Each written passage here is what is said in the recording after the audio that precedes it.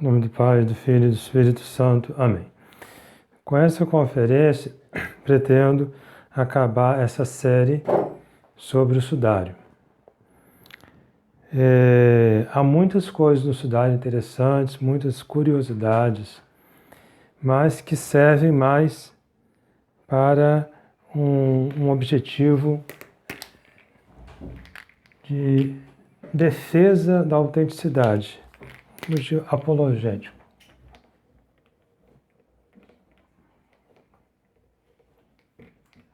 Né?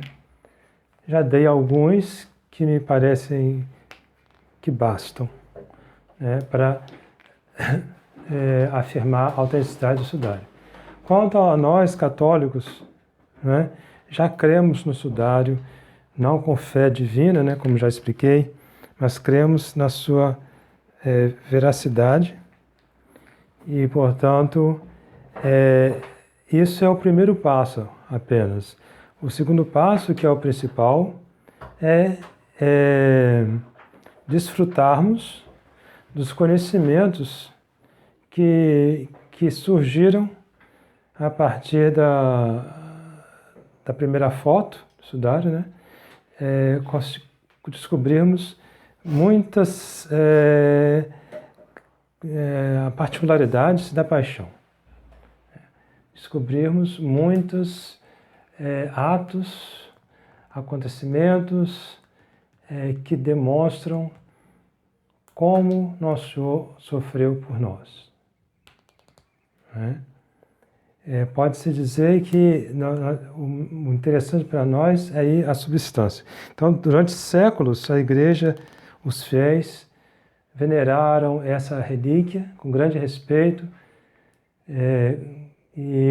mas eles não tinham o que nós temos hoje, no sentido de conhecimentos que nós podemos aprofundar, meditar,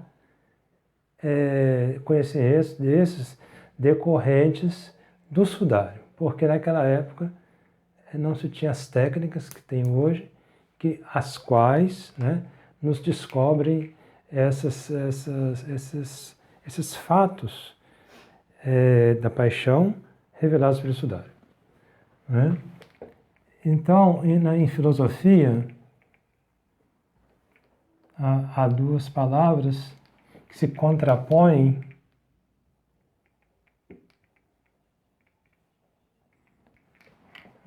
Substância e acidente. Substância que é sob,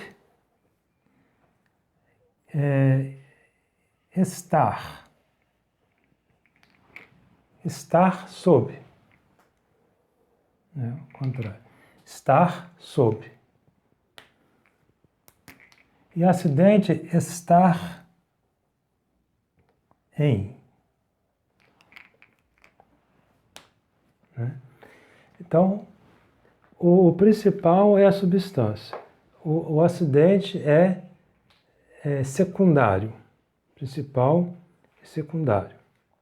Né? A substância permanece. E o acidente pode mudar, sem mudar a substância. Substare, então, permanece sempre sob o quê? Sob os acidentes. Os acidentes são chamados também aparência. Não no sentido que, em geral, usamos essa palavra, mas no sentido daquilo que aparece aos sentidos. São captados pelos sentidos. Não é? Então, nessa última conferência, eu gostaria então de ir mais à substância. Bom, já falamos várias coisas, mas mais alguns detalhes só. Então, se aqueles que estiverem interessados em mais curiosidades sobre o sudário, tem vários livros que falam sobre isso, mas em geral essas outras curiosidades se dirigem aos acidentes, que são mais justamente apologéticos, que provam cada vez mais que o sudário é autêntico, não é uma farsa. Né? Mas para nós que somos católicos, o interessante é irmos à substância E aqui no caso, aos sofrimentos do Nosso Senhor, revelados por vários detalhes do sudário. Disse também, às vezes, se deturpa essa ideia, dizer, bom, já que o acidente é secundário, é uma conclusão além das premissas. Já que o acidente, o que é acidental é secundário, então vamos desprezar o acidental e só dar atenção à substância. Não, não é assim. É menos importante, é secundário, mas é importante também. Tanto que Deus, na sua natureza, normalmente, ele faz o acidente concordar com a substância. Por exemplo, as plantas têm características de plantas. É muito raro que um ser vivo com aparência de planta não seja planta, seja um animal, ou o contrário. O animal normalmente tem aparência de animal. É muito raro que um animal tenha aparência de planta e seja animal. Existem casos raríssimos, né, que certamente Deus fez para mostrar, primeiro, que ele é livre, e segundo, para mostrar que há uma exceção. A exceção confirma a regra. Justamente porque há casos raríssimos, mostra que o caso normal não é assim. A regra é a concordância do acidente com a substância. E, por exemplo, né, os progressistas dizem, bom, modéstia não é preciso, porque a modéstia é um acidente. O importante é o coração, é a substância. No entanto, a modéstia é uma consequência, deveria ser uma consequência, né, de uma virtude que é interior, portanto, na classe da substância, né, chama pudor. Então, se ele tem essa substância, ele tem que ter esse acidente. A não ser que alguma coisa proíba, torne impossível ele ser assim. Mas um movimento normal da virtude será se exteriorizar, ou seja, a sua parte acidental vai ser assim. Eles podem dizer, não, mas muitas pessoas são assim, mas não tem isso. Deveria ser uma exceção, né? Porque normalmente o acidente deve corresponder com a substância. E principalmente a substância dirige o acidente. Se a pessoa realmente tem pudor, ela vai ser modesta. Não necessariamente aquela que é modesta tem pudor. O que dirige é o interior para fora. Essa importância também de nós darmos, todos os católicos, darmos importância mais ao interior e ao substancial. Não porque vamos desprezar o secundário e o acidental, mas porque a substância é o principal e normalmente ela vai dirigir o acidental. Ela vai tornar o acidental de acordo com o substancial. E não o contrário. Se a pessoa quer muito o acidental e não está preocupado com o acidental concorde com o substancial, é uma deformação total, é uma das características do católico liberal. Que o Papa Pio IX, no século XX, dizia que eram os piores inimigos da Igreja. Então, vamos falar algumas coisas sobre o sudário que vai nos ajudar a meditar na paixão de Nosso Senhor. Com essas máquinas sofisticadas, eles conseguiram descobrir no nariz de Nosso Senhor terra. No nariz e no joelho. Que indica uma queda que Nosso Senhor levou, né? Uma ou mais quedas, e que foi com o rosto até o chão, e deve ter esfolado os joelhos também. Então, mais uma vez, o sudário mostra que essa mortalha era de Nosso Senhor e demonstra um sofrimento de Nosso Senhor.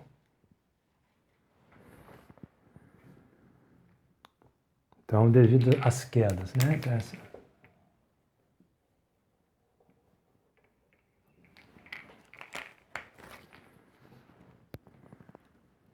O caminho que Nosso Senhor percorre desde o pretório de Pilatos até o Calvário, calcula-se mais ou menos em 700 metros. Então, muito pouco, né? Na nossa cabeça, muito pouco, menos de 1 quilômetro. No entanto, a gente deve levar em consideração que era um caminho íngreme, acidentado,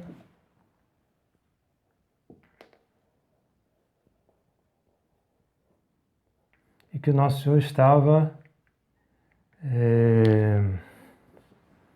Desculpa, as palavras estão me fugindo. Esgotado. Nosso Senhor estava esgotado.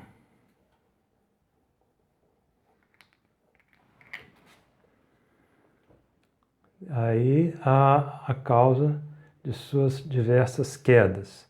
Na Via Sacra comemoram-se 3 quedas, mas segundo o bom autor, Dom Colombo Marmion, beneditino, muito sério, muito estudioso, muito piedoso e tudo, santo mesmo, ele fala, se não me falha a memória, que é ele que fala, que essas 3 quedas são representativas. Não quer dizer que foram exatamente 3. E provavelmente foram mais. Além do peso, né, que carregava. Sim. Então, vamos fazer aqui, segundo o que eu já li, né, o esquema, mais ou menos, do caminho de Nosso Senhor ao Calvário. Então, aqui só temos o templo de Jerusalém e aqui a Torre Antônia, na qual estava o pretório de Pilatos.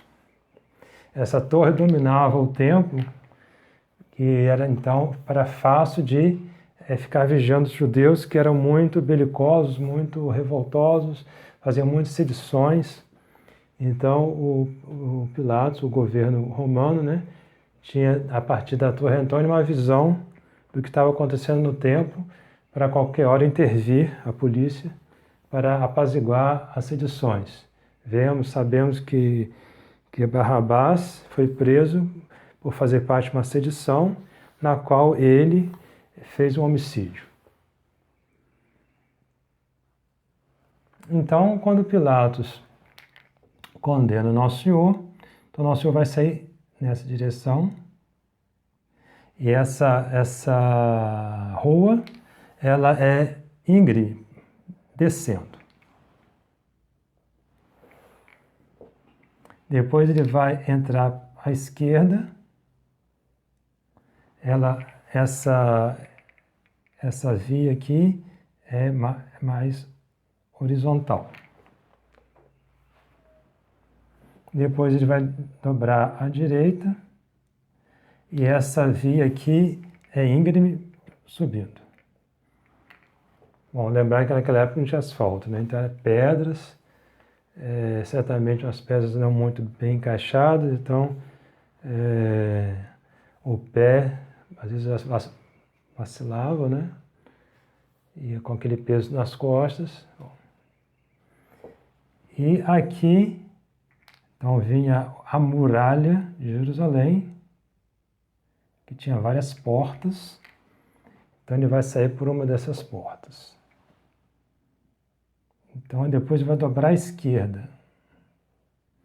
E essa via aqui, normalmente é uma subida não tão íngreme, mas que vai chegar até o Calvário. Então, o Calvário É mais ou menos aqui. Então, o Calvário é uma montanha no topo da qual há uma parte descoberta, sem vegetação, pedra nua, em forma de um crânio.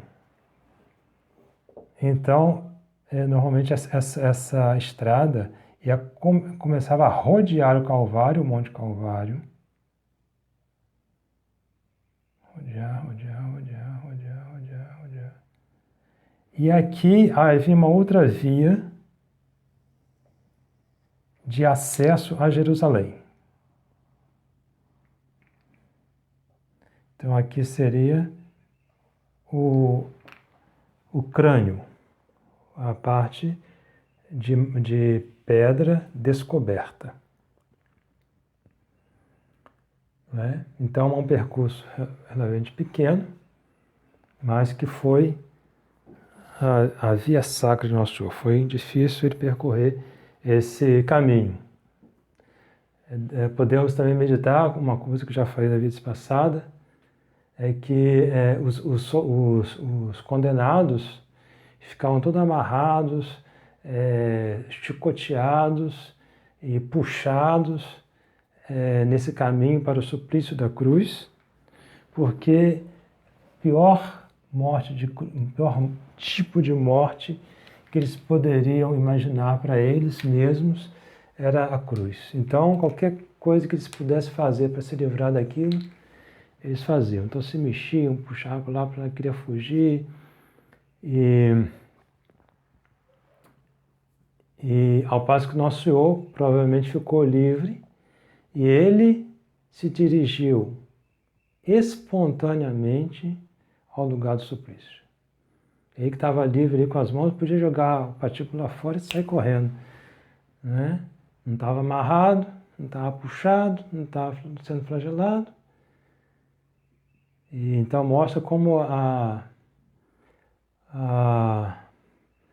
espontaneidade não, o amor de Nosso Senhor, ele não foi forçado, ele foi voluntário. Né?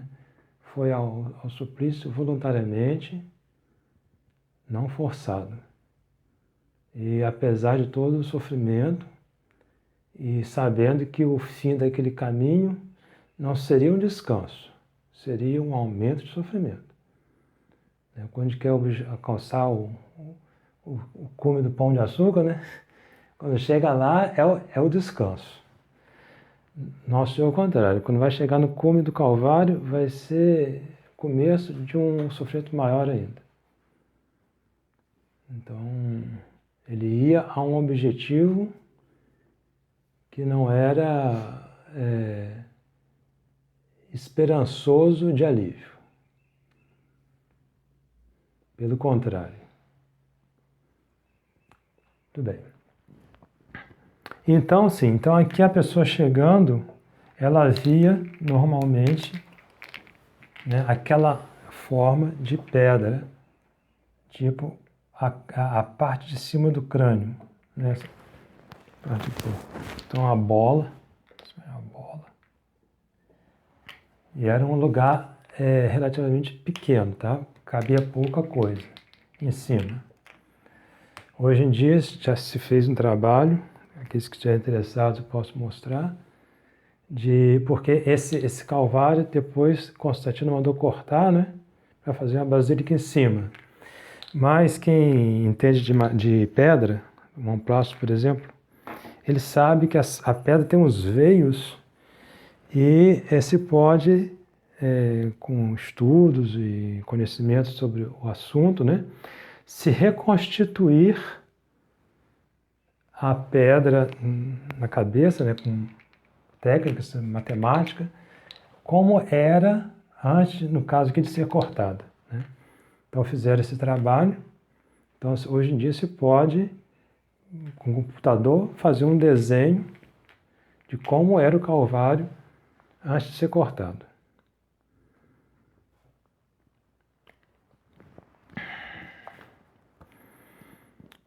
Caminho, nosso esgotado, então isso aí, até aí é sobre esse assunto. Agora, no sudário, vemos uma ferida, um sofrimento muito grande do nosso Senhor. Então, que é bom a gente meditar, ficar diante do rosto do nosso Senhor do sudário, meditando. É uma ferida no nariz. Ferida no nariz. Não vou falar fratura, porque fratura dá a ideia de quebrar, né? Em geral, quebrar osso. Aí não quebrou o osso. Então aqui, já falei que isso aqui é como o sudário se apresenta, e aqui é a foto negativa, né? Que vai dar o positivo, porque aqui é um negativo natural. Milagroso. Então aqui, depois certamente os senhores vão ter uma imagem mais precisa. Aqui se observa no nariz do Nosso Senhor uma deslocação. O desenho do nariz não está contínuo. Aqui é o bigode do Nosso Senhor, já expliquei da vez passada, que como o sangue no sudário é positivo, quando aparece o negativo, ele vai ficar branco. Tudo que é escuro, naturalmente, vai ficar branco. Então o sangue é escuro, vai ficar branco. Então esse branco aqui é sangue. Tá? A barba também. Essa barba branca é sangue. Então, o que provavelmente aconteceu... sim, outra coisa. Aqui, essa face aqui, ó, embaixo do olho, bochecha aqui, está inchada. Entumecida.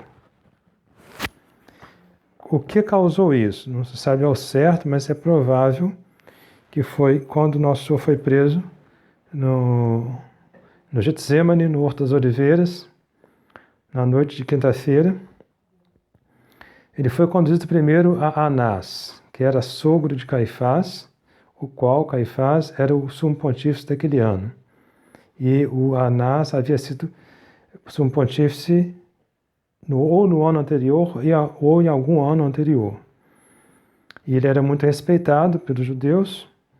Então os judeus, quando prenderam Nosso Senhor, primeiro levaram Nosso Senhor a Anás. E Anás vai perguntar a Nosso Senhor sobre a sua doutrina. Nosso Senhor vai dizer, contrariamente aos que modernistas dizem que a igreja não tem doutrina, tem doutrina. Então ele disse, eu ensinei publicamente a todos os judeus e nada escondido. E pode perguntar a eles que eles vão dizer o que eu ensinei, qual é a minha doutrina. Então o soldado estava presente para agradar ao sumo pontífice, como se a palavra de Nosso Senhor fosse uma injúria à autoridade do pontífice, ele vai dar um golpe em Nosso Senhor. Esse golpe, em geral, é interpretado como um soco, mas é bem provável que ele usou de um bastão para dar esse golpe. E é provável que esse golpe é que causou essa ferida do Nosso Senhor. Então, aqui, nós temos aqui o osso do nariz. Esse osso vem até aqui, ó, no nariz, ó. Isso aqui é cartilagem, não é osso. Então, esse golpe vai bater aqui e vai separar a cartilagem do osso. Né? E vai, provavelmente, bater aqui também, né? E aqui vai inchar. Aquele golpe vai inchar aqui o rosto do Nosso Senhor. E vai sair muito sangue. Sabemos que o nariz ele solta muito sangue. Então vai embeber o nariz, o bigode e a barba de Nosso Senhor.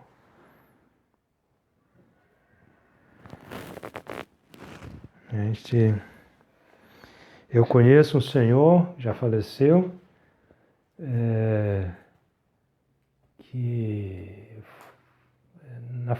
aqui na roça.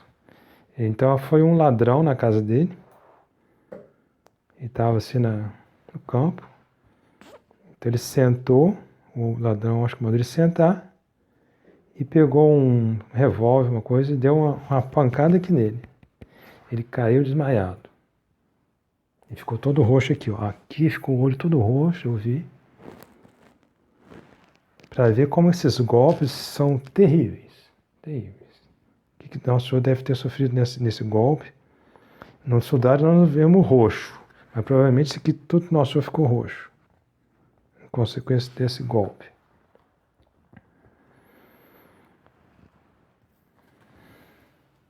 Então, ferida no nariz.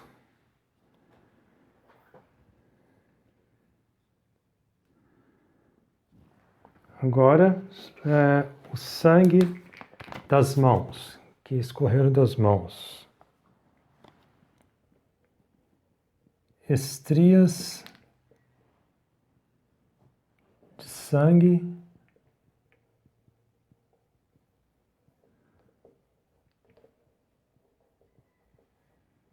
no braço.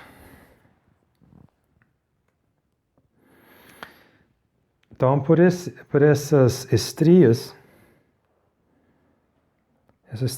elas foram através dos músculos entesados. Então, já falamos que o crucificado sofria de cãibra.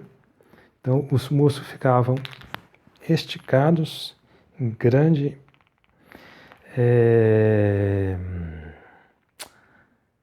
A parte externa ficava bem invisível, né? Aquelas partes dos músculos. Então faziam uns condutores, né? Entre um músculo e o outro, certamente fazia uma pequena caminho, e aí o sangue vai escorrer por aí. Então o Dr. Pierre Barbet critica os como chama? Os artistas, né? Que põe o cravo, aí põe o sangue pingando assim, né? Certamente teve uma parte que pingou, mas ele fala, isso é um falta de conhecimento da natureza do sangue. O sangue não é água, ele é um pouquinho grosso. Então, ele escorre assim também. O braço nessa posição, ele vai estar uma escorrida assim, depois é que ele vai cair. Né? E a gente vê isso no sudário. Né? A gente vê que o braço do Nosso Senhor tem uma estria assim, e uma outra, que eu lembro da explicação dele, era uma outra mais assim. No sentido de que ia depender da posição do braço. Essa aqui é a posição de abatimento, e essa aqui, mais ou menos, seria a posição de soerguimento. Então, essa divisão das estrias seria em consequência da posição do braço. Mais uma prova da autenticidade do sudário, né? Porque, como ele disse, os pintores representam, em geral, de modo diferente. Porque não são médicos, então eles põem a imaginação, que muitas vezes ela está fora da realidade física. Né? Agora, a flagelação.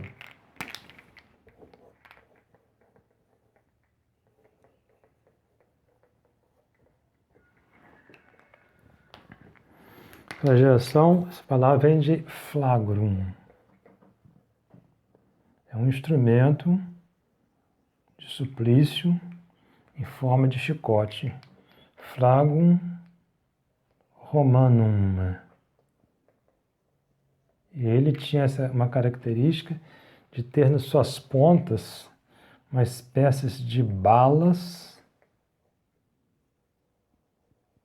de chumbo, que batendo no supliciado faziam feridas profundas. Entre os judeus, segundo a lei de Deus, né, não se deve, quando alguém era supliciado com a flagelação, né, deveria apenas ser 40 golpes. Os judeus, como eram muito observantes da lei, não queriam desobedecer, eles batiam 39, para não se errasse o número, não passar de 40. A gente vê que é bem hipócrita, eles são bem hipócritas, né? Porque quando Judas devolve as 30 moedas, dizendo, eu entreguei um justo. A resposta deles é, bom, esse é o problema seu. Aí quando ele devolve as moedas, olha o escrúpulo deles. Bom, a gente não pode ir para o tesouro do templo, que isso aí é preço de sangue. Então vamos comprar um terreno com esse dinheiro. Ou seja, mata o justo, não quer nem saber, e não pode colocar esse dinheiro no templo, que é preço de sangue. Né? É o problema do acidente de substância. Né? Eles estão muito preocupados com os acidentes, nenhuma preocupação com a substância. Então, esses golpes aqui, segundo o sudário dos romanos, né, foram mais ou menos 100 golpes. Então, mais do dobro do que Deus pedia aos judeus. E aqui é o flago romano. A flagelação dos judeus, se não me engano, era com vara, então bem menos doloroso do que o flago romano. O flago romano estraçalhava a pele da pessoa, né? Ficava como um leproso, né? Nosso Senhor, há uma profecia do Antigo Testamento, né, que diz que Nosso Senhor tinha a aparência de um leproso. E o Dr. Pierre Barbet observa que essa flagelação foi muito bem feita, no sentido assim, bem precisa, e que concorda com o Evangelho, porque, como já disse, normalmente os romanos flagelavam no caminho para o suplício. E Nosso Senhor não foi flagelado no caminho para o suplício, foi flagelado no pretório como um suplício à parte, separado da crucifixão. Né? Porque depois da flagelação, ele vai apresentar Nosso Senhor aos judeus, a apresentação é essa, através da qual ele quer livrar Nosso Senhor da cruz. Né? Então, ele concebe aquilo como um sofrimento independente da morte na cruz, o que normalmente não acontecia. Normalmente, essa flagelação era um sofrimento necessariamente que precedia a crucifixão. Então, Nosso Senhor vai ser flagelado parado e não andando, como os crucificados. Observa-se no sudário, né, nas marcas da flagelação, um ângulo dessas marcas, né, e de dois lados. E, vamos ver aqui, tentar fazer mais ou menos o desenho.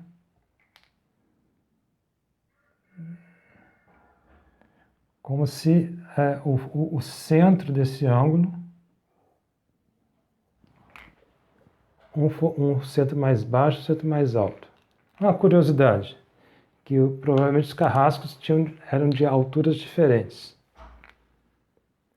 Isso também é mais um detalhe que confirma a autenticidade do sudário, né? Que pintor tinha uma imaginação tão fértil para imaginar isso, né? Fazer todo um trabalho de inclinação das marcas da flagelação, para dizer que eram dois, que cada um tinha uma altura diferente.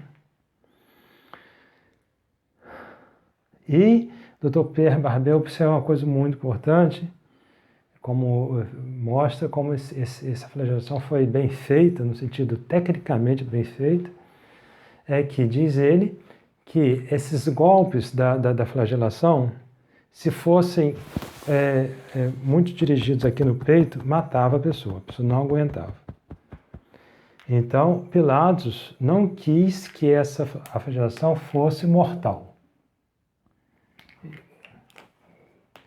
Então, os soldados não vão bater muito aqui, para não matar.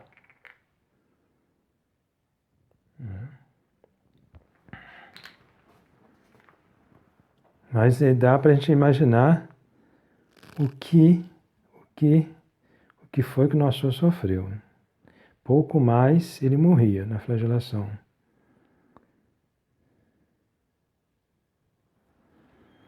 E finalmente, gostaria de mostrar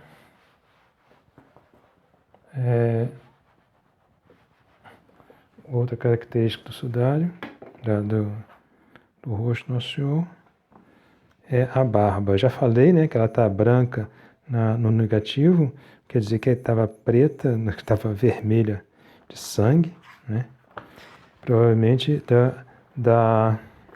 do sangue que saiu do nariz, em consequência desse golpe. No entanto, aqui também nós observamos que a barba está puxada para o lado de lá, tá vendo? Ela está repuxada. Então, também há uma profecia no Antigo Testamento que diz que arrancaram a minha barba.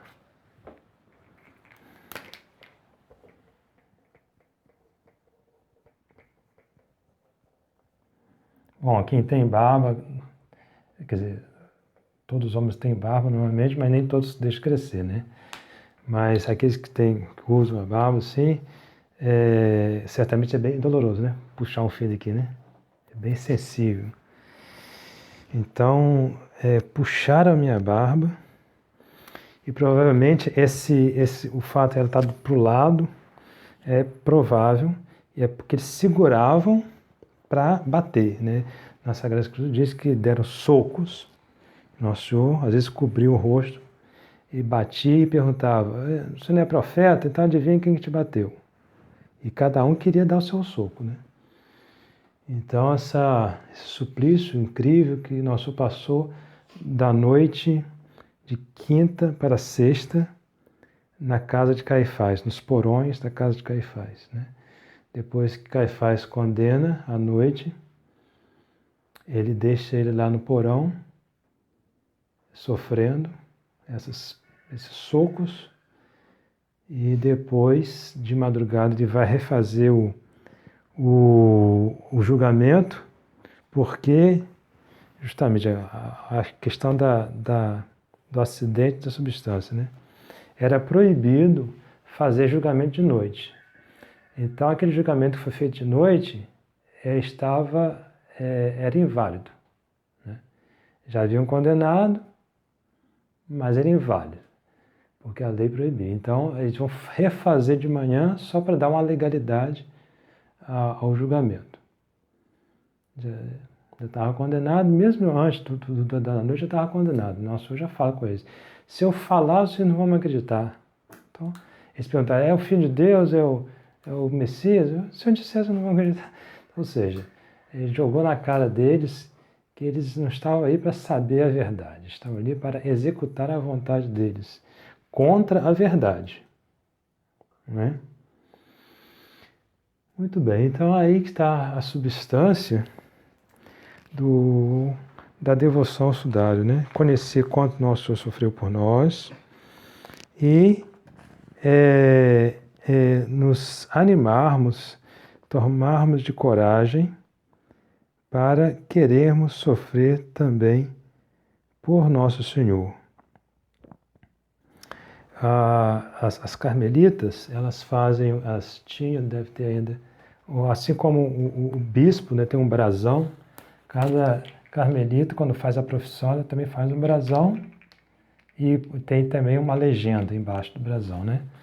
Se não me falha a memória, a legenda que Nossa Santa Teresa escolheu para ela: amor com amor se paga.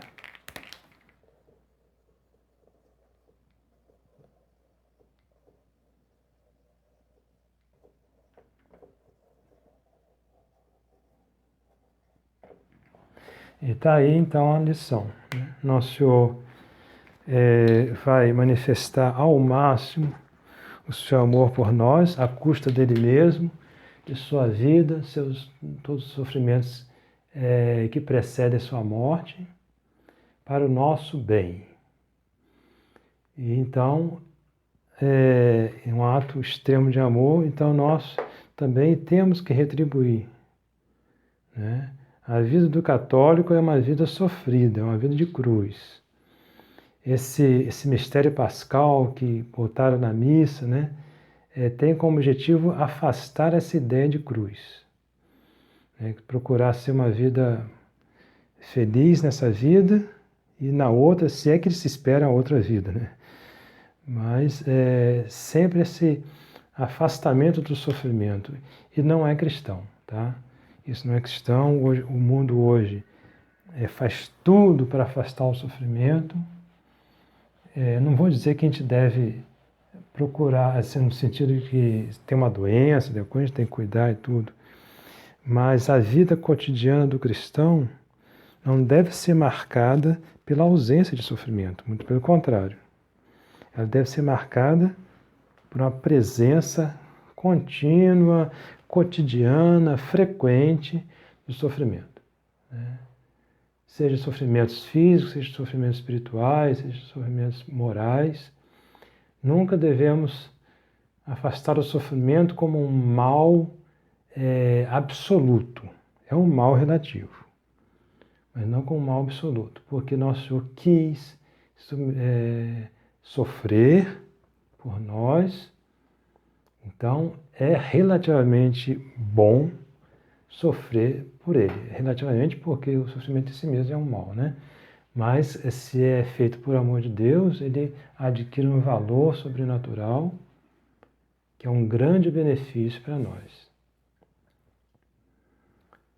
Então, lembrando que o sacrifício da cruz é renovado na missa, e ao qual nós devemos estar unidos. É nosso Senhor que sacrifica, mas nós devemos unir o nosso sacrifício pessoal ao de nosso Senhor. E o sacrifício tem 4 objetivos.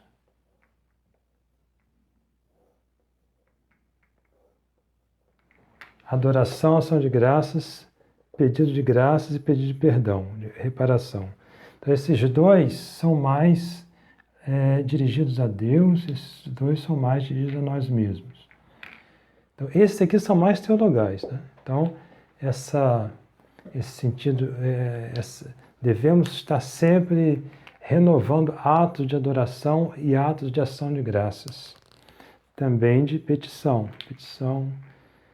Mas esses aqui vão beneficiar-nos a nós mesmos.